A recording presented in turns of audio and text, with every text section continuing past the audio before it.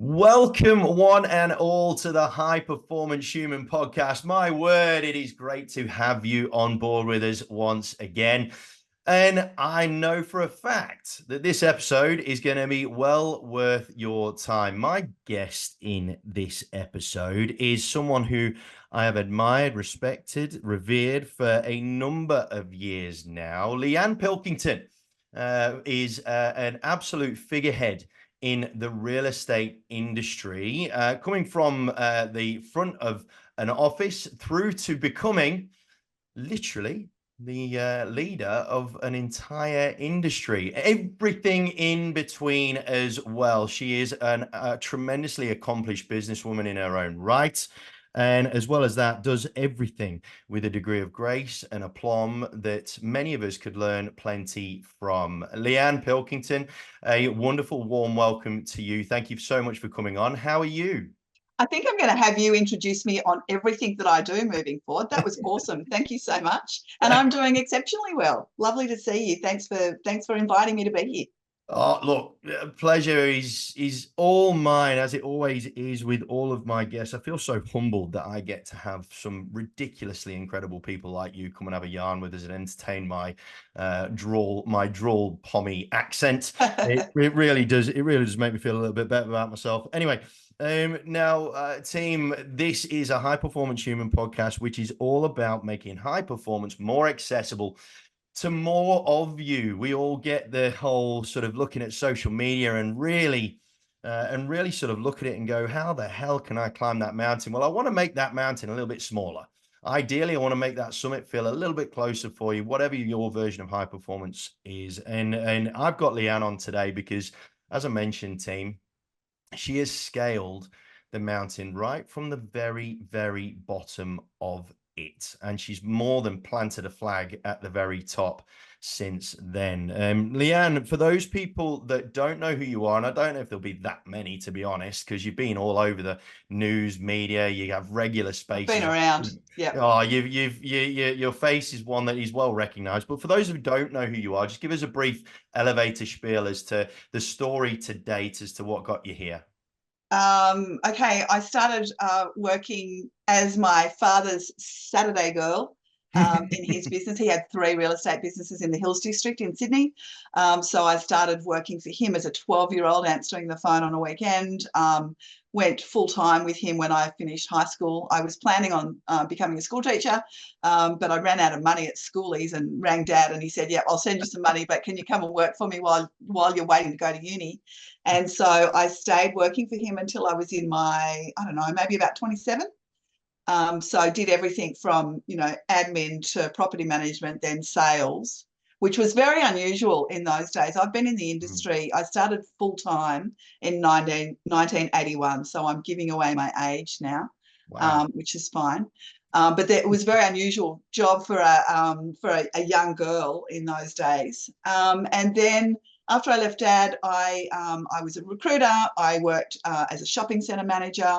I did some commercial leasing. I worked in project development, and then I started full-time in 1995 with Lang & Simmons in a corporate role. I was the marketing manager back in the day, and I am now the CEO and one of the owners of Lang & Simmons. And as well as that, I am a trustee on the REI Super Board. I am the president of the Real Estate Institute of Australia, and I was the president in New South Wales for 4 years, longest serving president ever, and president during COVID, as you well know. So that was, I said, hell of a time to be president so many times in those days that someone actually sent me a coffee mug and a T-shirt with hell of a time to be president on it. So yeah, it was an incredible time. It really was. Now, just give us a bit of an MO on Lang & Simmons. So just give us an idea as to how many offices, where you're based, Sure. operations-wise. Well, give us a bit of a rundown of that. Yeah, so it's a New South Wales-based franchise. We've got 54 offices. 5 of them are in regional areas, and the rest are Sydney Metro. As I said to you before we started recording, we've got 3 new officers that want to come on board in the next couple of weeks. So growth has been really positive. So I decided to buy the brand a couple of years ago. It's almost 3 years since we bought the brand, and there are 15 shareholders in the brand, because I was really I was frustrated. I could see that real estate was changing, and franchising obviously needed to change with it. And I believe that centralisation of services is the way to go. But the previous owners of Lang & Simmons didn't share my view. And in the end, I can't believe I had the guts to actually make this phone call. But in the end, I actually rang the CEO and said, this is not working. And I think you need to go to the board and suggest that you sell Lang & Simmons. And I had no interest in buying it at the time. I just couldn't work. I couldn't see the way forward.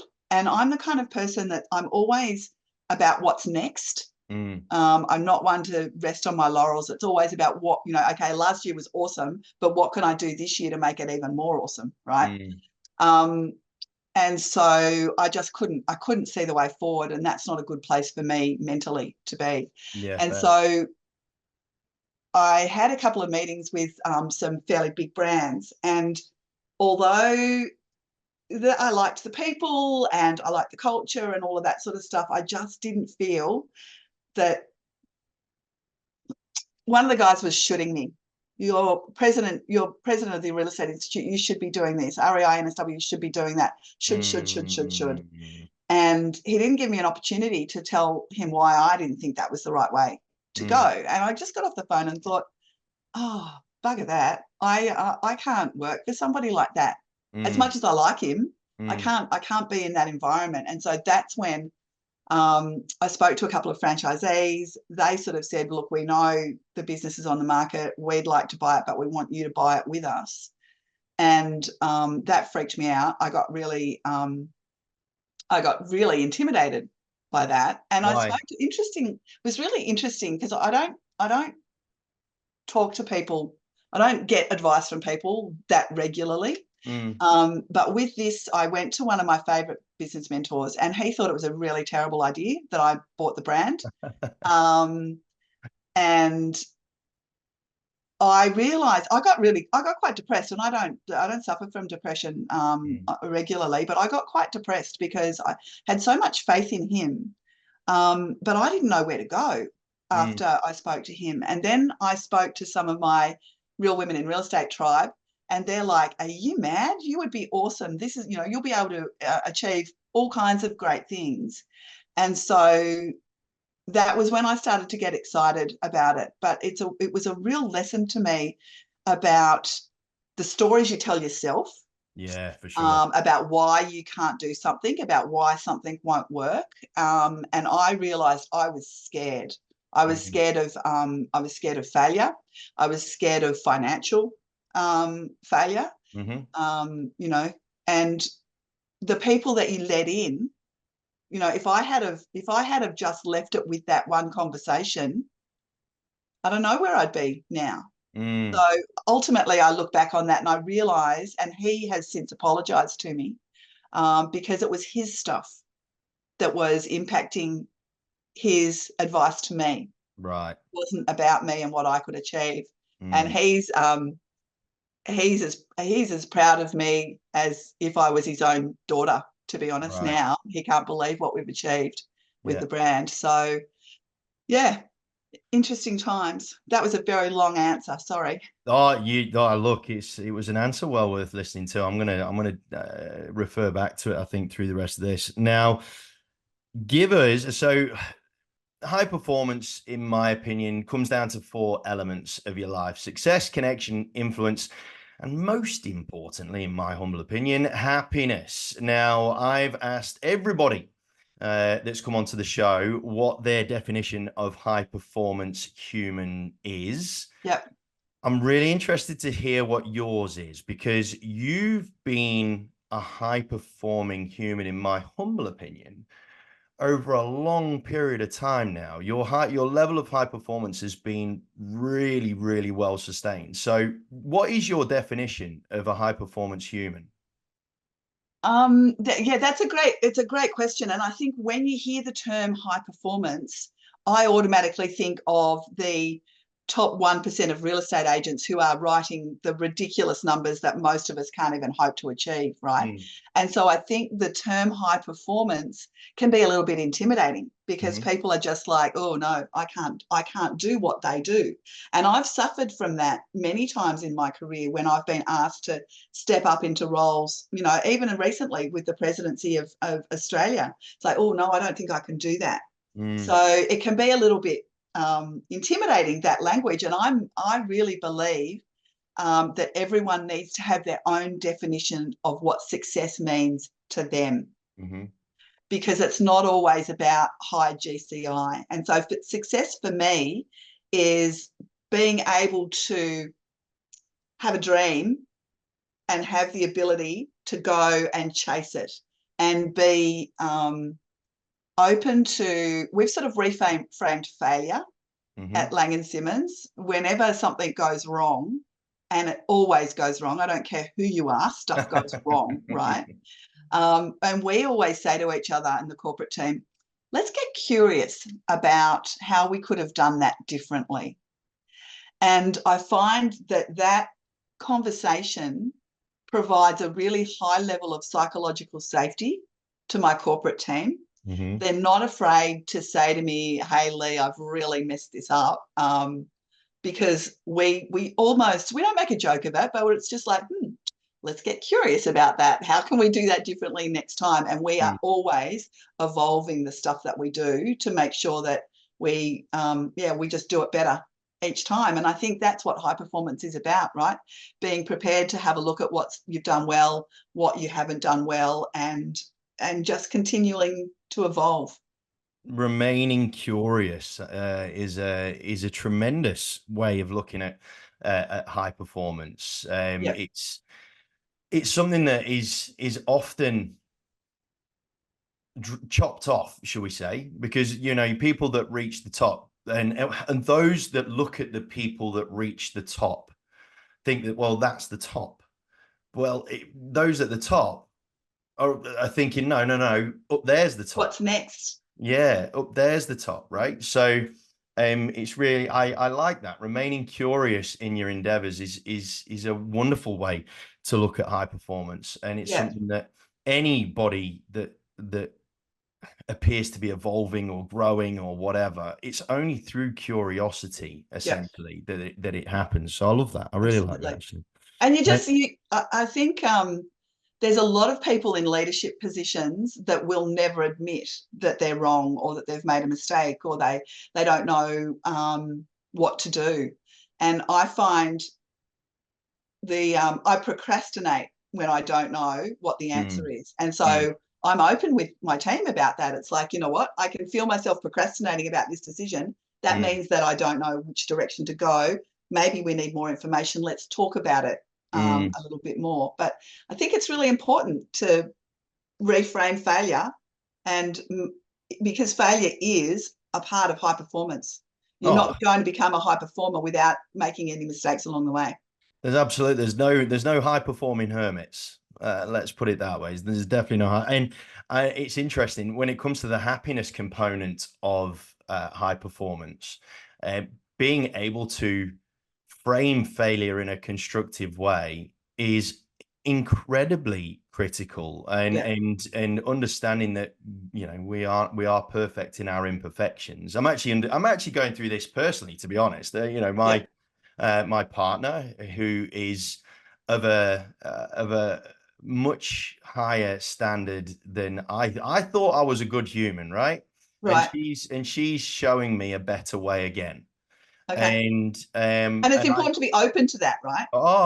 you've got to be open to it, because otherwise you're only going to ever be at the level that you're at, naive of what could be Yeah. moving And forward. people are so afraid. I talk to people about public speaking. I'm not the best public speaker in the world, but I'm okay at it. I've had to get okay at it because I've had to do so much, right?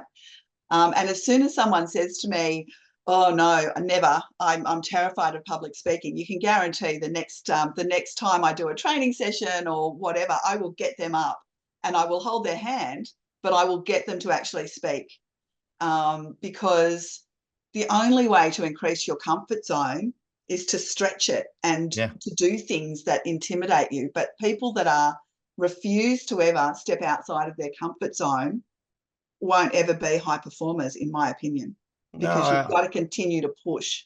I think you can be as cut and dry as that, to be honest. I think when it comes to this side of things, and I don't think anybody that's even remotely intrigued by higher performance within their lives and whatnot, I don't think that'd even come into their mindset at all, right? So you can very much make it as black and white as that. Yeah. Let's face it. Now, I want to dig into a couple of things with you because, like I've mentioned, team Leanne, and as you've heard already, she has made it from the very bottom of the mountain right the way to the very top, culminating. I say culminating; she's definitely not finished yet.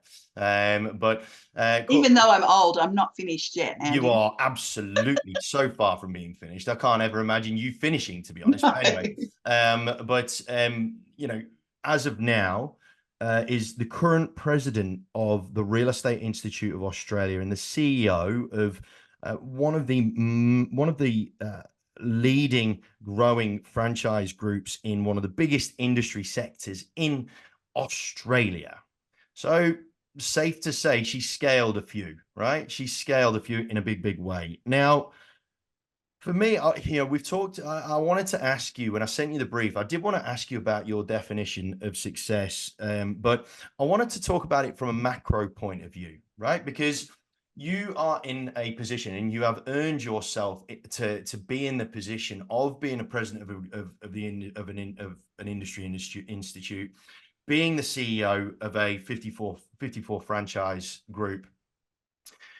Success individually and success from a macro perspective when you are basically a leading voice for a greater body. Do you feel that there are any differences between the micro and the macro when it comes to what success looks like? Because success individually is one thing, but you can't. I don't know if you can apply your individual success in a macro sense when you've got so many other people that are reliant upon you. So where could the differences lie, if there are any differences? Well, I mean, success to me is the ability to make choices. So I can make the choice about what I focus on. I yeah, and that is for me what success is, and that's my definition of success: being able to choose the way I spend my time, where I spend my money. Um, yeah, and for me, happiness is making progress. So I'm Right. happiest when I'm making progress. And Mhm. people say to me, I don't know how you juggle everything that you do, because I'm also the chair of a charity called Sister to Sister. And I do it because it makes me happy. I'm making progress. I'm working with incredible people in lots of different, whether it's the institutes, whether it's Lang & Simmons, whether it's the charity. I'm working with great aligned people, and I get to choose the way I get to choose what I do. So I think I'm pretty successful. Oh, I think you're doing all right. How does that apply in a macro sense, though? So, I mean, at the end of the day, obviously, all business owners, one of the, making progress is a success And parameter I in the think, I process. think it's an interesting conversation, because people don't, I don't think a lot of people really sit down and think what actually makes them happy. Mm, yeah, Because a lot of it is like, I'll be happy yeah, when I get that new car, or when I hit $1 million GCI for a real estate agent, or it's always future focused. But I think that you need to, it's like happiness is part of the journey. It's not a destination. for sure.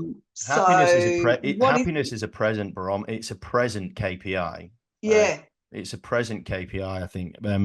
Interesting how you say that people don't sit down and think about what makes them happy. You know what I think is a bigger challenge, though? I so think a lot of people, and I'll get your opinion on this. I think a lot of people they struggle to admit what makes them happy. They know what makes them happy, but through whether it's through society pressure or conformity or some sort of Why would somebody not want to admit what makes them happy? Because it's not because so for socially media, like it's not acceptable on social media to be yeah, or happy it's not sitting at home socially reading a book. exactly, or socially acceptable within the construct of their family, for example, right? Right. So, Interesting. for example, I personally, I got brought up in a very conformist sort of part of the machine type household, which I'm not complaining about. I mean, my parents were coppers; they, live straight edge lives, and I'm grateful for that because I live a straight edge life, and uh, but in terms of my own personal, what I deemed happiness, I was more of a progress, growth, adventure, sort of, exploration type thing, exploratory type thing, which is very much not on the conveyor belt of life. Right. And those guys and my mum and dad, for all intents and purposes, to my knowledge, were relatively happy being on the conveyor belt of life, running to a steady metronome, right? Right. But I, for a long time, which is why I ended up with mental health issues, is because I was scared to admit that that wasn't the path for me. Okay.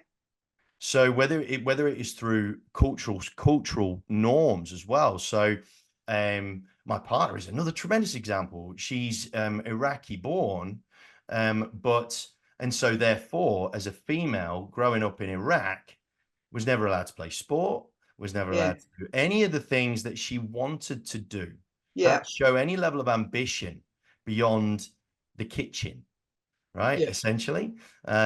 So, but she's a tremendous soccer player. Yeah. Right. And I dare say if she'd have started at the age that she wanted to start at, she probably would have like, and Yeah. I'm not Done blowing really well. smoke up her trumpet. She doesn't Yeah. need that. She's confident enough. Um, she could have been. I've played with her and I'm like, there's guys that aren't touching her. Yeah. Right. So that's what I'm talking about. Yeah.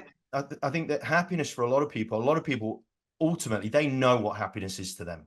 Yeah. But they don't want to admit it. Whether it's women that don't want to admit that being a stay-at-home mum is for them, whether being a mum full stop is for them. That's a shame, isn't it? People do certainly judge each other on their choices. And I guess for me, I've been in a senior leadership role for a long time now. So my Mm, view is going to be it's going to be coloured by my own experience. And it's not mm, going to be the same for someone who's starting their career because they don't have the ability I have um, to maybe make those choices or to have the confidence in sort of saying this is me. yeah. I really don't care what people think about me and my decisions Mm, anymore, and that's one of the joys of getting older. yes. I'm happy to have the conversation. I love talking to people that have got different views than me. Um, I really enjoy that, actually. I like my views being challenged, but I don't feel the need to conform. I'm just I haven't for a really long time, to be honest. I want to dig into that point though, Leanne, because you've faced and you've been quite open about this, the level of adversity that you faced over your journey, right?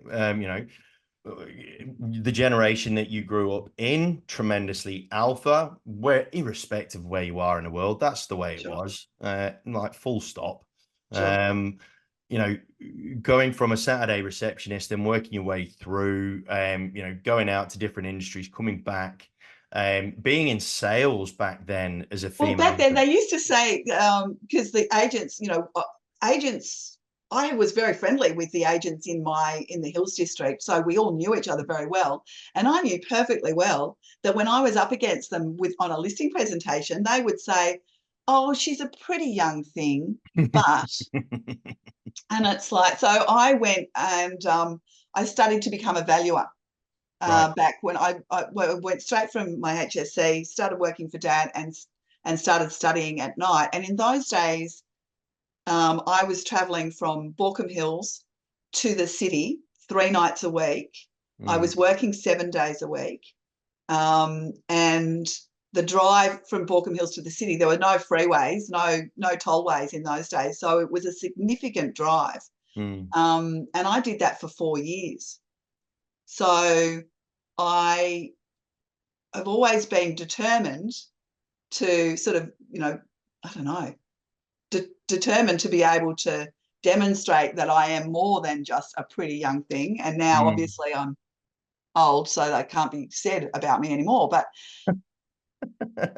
I just worked hard to change people's perception, I guess, and do Now, things to make myself proud.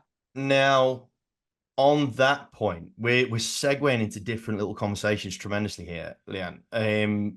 On that point, some people use that sort of adversity as an energy to drive themselves forward. Yeah, Plenty of people, and I've fallen victim to this myself from time to time, end up having it become an anchor around them that yeah, makes them quite bitter and twisted about the world, yeah, right? Have you had moments where you flirted with the negative with that? And if so, how can if you can sort of tune it back into sure, when that happened, what sure. were the sort of thought processes and emotional processes that you went to in order to keep you on a path that you knew and you felt to the core was pure for you? I talk to myself. I've had a lot of times in my career where I've doubted my ability Mm. to do something. Imposter syndrome. It's not that I don't feel worthy. It's that there have been times when I haven't felt capable. And the Mm. first time happened when I as a month into my new career as a recruiter, I'd gotten out of real estate, but real estate and recruitment are quite similar Mhm. sorts of industries. And I'd been there a month and my manager left. And they said to me, "We'd like you to manage the branch." And I'm like, "Are you for real? I've been here for 5 minutes. I cannot do that." Mm. And I didn't. And the new manager came in and she was a bloody nightmare. And Mm. so I had to work for someone who I just didn't have a lot of respect for. Right. And so that was when I realized I had to be a little bit braver. I had to start saying yes to more things and taking opportunities and trust that I would be able to, you know, learn what I needed to learn along the way. And Mm. that was, when I was promoted to GM at Lang & Simmons many years ago, I was worried that my franchise owners would not be happy that they'd made the decision to put me in that role Mhm. rather than somebody who I deemed to be more suitable or would achieve more. So I rang every single one of my business owners and said, "Look, I've just been promoted, blah, blah, blah." And they were all overwhelmingly happy about it. And in the end, I rang a few of them back and said, "I know you said you were really happy that I was the one that was taking on the GM role, but can I ask you why?" And they all said to me a version of the same thing. "We know how much you love Lang & Simmons. We know how much you care about us, and we know how much you want our business to be successful." So I learned then that people really want to know how much their leaders care. Sounds logical, right? But it was a really powerful lesson. But whenever, to get back to your original question about how I kind of push through those difficult times, I do talk to myself out loud. And my courage mantra. Do you listen to Ben Crow? No. You should. You'd really like what he's got to say. And he talks about a courage mantra. And my courage mantra is as simple as, yes, you can do this. Because when we decided to buy Lang & Simmons, I had to do a lot of work, a lot of admin work, budgeting, ASIC forms, all of that sort of stuff. And Mm. I told anybody who would listen how bad I was at all that stuff. And the more I told them, the more I didn't get started. And the more I didn't get started, um, bearing in mind how I feel about progress, right? Yeah. The more I didn't get started, the more anxiety and sleepless nights. And it got really, really bad until one day I literally said, "Leanne, get over yourself. you can do this. Mm. And I realized I could. And all of a sudden, I made progress. The stuff I was stressing about was done. No more stress, right? Because Mm. those things have been done. So I now know myself well enough to know I get excited by pushing myself outside of my comfort zone, but I still get scared. Mm. So I just have to go either if I'm terrified before I get on stage, for example, which doesn't happen very often anymore, but still occasionally, I'll just go, this too shall pass. Mm. And if I'm procrastinating about something, it's like, yeah, you know what, get on with it. You know you can do this. You can do anything you put your mind to. So I think one of the key lessons that we can take from that is, if not the key lesson that we can take away from that, is I don't want to. I hate. It's becoming a real cliche term. Self-awareness. I think it's becoming so cliched and but so so many people overused. are not, Andy. People are Exactly. not self-aware, and it's okay to have weaknesses. And Mm. it's okay. You know, I saw Jason Pellegrino from Domain, you know, an incredible business leader, Mm. was on stage talking about some of his challenges about not thinking that he could, you know, exactly what we've just been talking about. And it's like the more you listen to people in senior positions, the more you realize we're all the same. We've all got the same, Mm. you know, we've all got challenges and we've all got stuff that stresses it out, stuff that we don't think we can do. There's nothing wrong with admitting it because that's the first step to overcoming it. For sure. I feel that your coping mechanisms, or your processing mechanisms, I think they are examples of what a lot of people really need to have a think about that's listening to this. Gang, if you will have regular emotions that are popping up that will be holding you back from doing whatever it is that you want to do, or Yeah, being whatever it is you want to be, have a listen back to that last little bit that where Leanne talks about her coping mechanisms, the mechanics of what she does in order to overcome whatever emotion is holding her back from moving forward and being happy in the progress that she is making. And those coping mechanisms could be anything. yeah, Be absolutely anything. Be anything you yeah, want. Like for Leanne, she talks to herself. I'm pretty confident I talk to myself as well at various occasions. Um, but for me, my for example is, well, my example is whenever I feel that nervous energy bubbling up within my belly, that is a signal. That is my green light that shit's about to get fun. yeah. And the chemicals they are exactly the same: anxiety, anticipation, and that coping mechanism. That if you don't have it, once you find out what it is for you, the switch that is flicked that takes that energy from negative To to positive, yeah, constructive it's so true, right? That is that mental. whole in you know that fear in the stomach. It's like I know this is important to me, Mm, that's exactly what. so that means I have to give it a red hot crack. Yep, that's exactly what it is. It's the sign that you actually care Yeah, about what you're trying to do or what you want to do. yeah. And as Leanne mentioned earlier on, number of occasions where she's felt she's just not ready for it or not right for it, or whatever the case may be. And that anxiety that she had was a signal for her that that's perhaps what she should go and do. That is Yeah, perhaps what she needs to go and do. yeah. Lean into Um, it. exactly. Yeah, That's true. Yeah. So really, I like that. That's really, and Tia, I think that's probably where a lot of you will get value out of this episode. Leanne, before I let you go, because I know how busy you are trying to get 3 officers on board within like I 5 minutes. am. Um, I want to talk about influence because Yeah, um, before the greater part of this conversation, I felt that influence was something that you strive for, whereas now I very much feel that you've just been making progress because it makes you happy, and you've ended up in these positions, whether you wanted to initially is another question entirely. Yeah.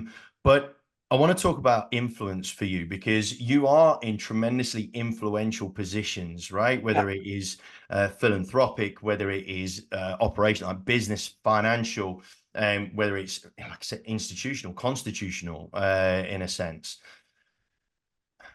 Explain your interpretation of influence to me, and give us your MO on how people that are in those sorts of positions or those sorts of situations, how influence can be better utilized and better treated. So I've become influential because I'm prepared to do things before I get things. So I will help you, and you know this of Mm, me. mm, I will help you without expecting anything in return. yeah, And over time, um, everybody wants to do something in return. And yeah, so I can pick up the phone to pretty much any senior business leader across the country mm, and ask for help. And I can almost be guaranteed that they'll be prepared to help. right, And it's something that my team, once they realised the impact of that, they encouraged me to use it more than I probably would use it myself. mm, Um, but yeah, it's all because I've been prepared to help before I've put my hand out for something in return. right. And how can people, like, when it comes to influence, so you're in a position now where a lot of people pay attention to what you have to say. And so they should, Andy. And so they bloody well should. Of course, yeah, absolutely, absolutely. But it's the whole Spider-Man line: with great power comes great responsibility. It's true. So, and I'm sure that you will know firsthand of people that are in positions of that sort of ilk that don't use that power For good. for either good, or they might just even waste it, right? Yeah. So, what are the things that you feel you do, or what are the actions, or what are the thought processes that you go through that allow you to feel that you are utilizing your influence to the greatest of its ability? Wow, that's a question. So I think for a start, I'm a good human. I do the right thing. Hmm. I do what I say I'm going to do. They're really simple values, but I live by those values. And not everybody in our industry does, Mm, unfortunately. So most people have got a lot of respect for me, and my reputation is something I'm very proud of. But it is because I do the right thing and I do what I say I'm going to do, and I'm happy to help. mm, Um, so I don't know how it's been an evolution, just like my mhm, entire career. I've built an incredible career, something I'm really proud of, by saying yes to opportunities when they come, and mhm, being brave enough to say yes, and knowing that I will work it out as I go along. And that's what's happened with Lang & Simmons. That's what happened with REI NSW, and now REI Australia, and even the charity. Saying yes and not being frightened about the opportunity. I don't think mm, anybody feels ready mm, for the things that come their way. I think you've kind of got to grab it when the opportunity's there. mm. Um, but yeah, I don't think about my influence very often, to be honest. It might be part of the trick. Yeah, maybe it wasn't part of the plan. That's for sure. I never saw myself here. Never. Well, that's, and a lot of people, again, it's a very popularist sort of terminology to become an influencer and whatnot, right? Yeah, And that's why I think but you've got to be. understanding what influence is Well, might yeah, be and the start of the influence. 10. I mean, I think that people there's an integrity that you've got to have if you are in a position of influence. And I'm not sure that all of the influencers that we look to have got that integrity. Mm, So there's a lot of people that are getting paid to do and say things. Mm. that influence our decisions. Yep. And I don't know. Yeah, I don't know about that. Have you ever been tempted? Have you ever had anybody waft anything at you in that respect? Yeah, yeah, but I'm never going to sell something that I'm not, or promote something that I don't believe in. Yeah. And have you ever been tempted though? No, no. Team, the simplicity in that last answer is essentially why Leanne is in the position she's in. The end. You can look for the you can look for the Shakespearean sort of Darwinian answers to half of these things that I ask and whatnot. But one of my favorite quotes of all time is Da Vinci's "Simplicity is the ultimate form of sophistication." Mm. The simplicity with which Leanne just answered that very little question with the that was the shortest answer she's given whole bloody episode, right? Joking. Um, that just walloped me with an energy that was at the height of sophistication, but with the ultimate level of simplicity. And team, if you are thinking even remotely about having any form of influence over whatever it is, right? And it's weird because I think influence is, like you said, and I think Leanne's a perfect example of this. Influence is a byproduct of doing the right things ideally, but there are influencers that have gone there by doing things the wrong way as Sure. well. And then, Yeah. they try and make up for their own shortcomings or whatever it is. They try and, redeem themselves with the higher power or whoever it is. Um, you know, but team, if you didn't feel impacted by the simplicity of that last, I beg you, just go and have another listen to that last question and the little pause that came with a no, and even the tonality with which it was delivered as well. I know I'm getting a little bit geeky now, but that is in essence why Leanne is at the very top of her chosen industry, is at the very top of when it comes to that level of respect. She talked about people that respect her. I can't stress to you enough the level at which she is respected in an industry which is stereotypically being male dominated, being X, Y, and Z. But it essentially shows that it doesn't matter what bits you've got. It doesn't matter where you're from, what your background is, and so on and so forth. Ultimately, if you have a level of integrity, if you have a level of clarity that Leanne has with who she is and what she stands for, that's half the battle won, gang. It's half the battle won. Leanne, I'm so grateful. I Well, always am. Any conversation with you, full stop's always one I'm grateful for. But be able to have you come onto the podcast and share you unequivocally is something that I think a lot of people that are listening to this will absolutely treasure, as will I. I have one last question that I've started finishing episodes off with. yeah. Um, and that final question is, um, as you head on forth and go forth and conquer to a greater extent, when it comes to when and you look to perform as highly as you possibly can. If there was one thing that you feel you needed help with when it comes to performing to the highest of your abilities or high performance, what do you think is the one thing that you need help with right now? One thing that you feel may be missing from your performance at this very moment? I've actually just re-employed a personal trainer.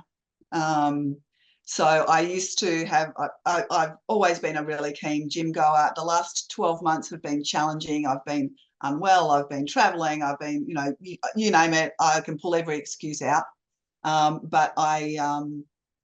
So for me, getting my fitness back to where it needs to be is what I need to have the mental clarity that I Mm, need to be doing what I'm doing. mm, So even though it's only been a couple of short weeks since I've been working out with him, I feel so much better already. So mm. I'm yeah, grateful that I've taken the time to do that for myself. And team, that is an answer that is relatively consistent with the people that I've asked this question about. They high performers are always the first ones to hold their hand up when they know they need help. Yeah, And that and as Leanne just pointed out, then she knew she needed help with the fitness. She needed some accountability, yeah, because all the reasons are just excuses. They're not, they have no real validity to them in essence. no, But the fact that she recognized it, stuck her hand up, went, right, I need accountability on this. And has got a trainer involved to help her with that part that she knows and recognizes she needs in order to be high performing.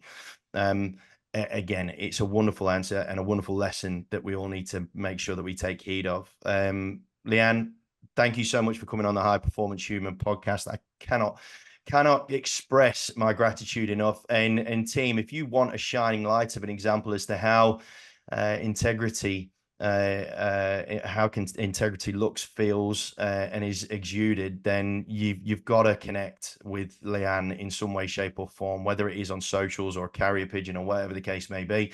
Make sure that you connect with her, because my word, my life is absolutely better off as a result of connecting with this human. Leanne, thank you so much for joining us. All the very best for this year. thank you. I know that when this episode gets aired, we'll be a little bit of a ways through the year, Yeah. and I'm sure that you will have already achieved like 5 million things by then. So Hopefully. more power to you, and all being well, we'll get to have a hug in the not too distant future. Thank you so much for coming on the show. Absolute pleasure. Thanks for the opportunity. All right, then, team. Thank you so much for joining us. I'm sure you would have got plenty of value out of this. If you do need or would like to ask any questions, please feel free to drop us a line either via DM on Instagram, or hit me up on email, andy@andyreid.com.au. You can find Leanne's handles for her social media and whatnot in the show notes that is following alongside this episode. Until next time, gang, stay safe, stay healthy, stay happy, and we'll look forward to seeing you again on the next episode of High Performance Humans. Take care for now.